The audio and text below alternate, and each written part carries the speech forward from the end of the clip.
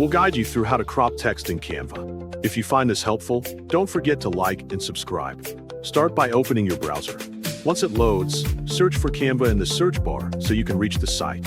When the results appear, click the first web that looks right, because it will take you straight to the main page. After the site opens, log into your account, or sign in if you do not have one yet. When you are inside the site, look at the left side and click the Create button. This button lets you start a new design with the size you want. Then type the ratio you plan to use. For example, if you want a wallpaper, type the wallpaper ratio and click it. When the blank canvas appears, go to the text section on the left side. Click Add a text box so you can place a new text layer on your canvas. When the box shows up, type the text you want to add. After that, select the layer so you can change the font and the text color based on what you need. When the text looks right, duplicate the text layer so you have 2 copies.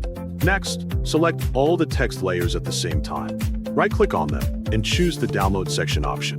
This will let you save only the selected layers.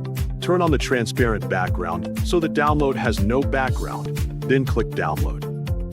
When the file is ready, drag and drop the downloaded text image back into your canvas.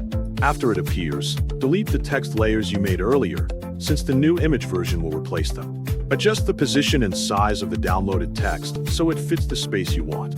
Then click the layer and choose the Crop button. This lets you choose which side you want to crop. Pick the side you plan to trim and adjust it until it looks right. You can also adjust the rotation if you need the text to lean or angle a bit. When that part is done, duplicate the layer again. After it appears, click the Crop button one more time. This time, adjust it in the opposite direction of the first crop. Add a small gap between the 2 layers so the effect looks clear.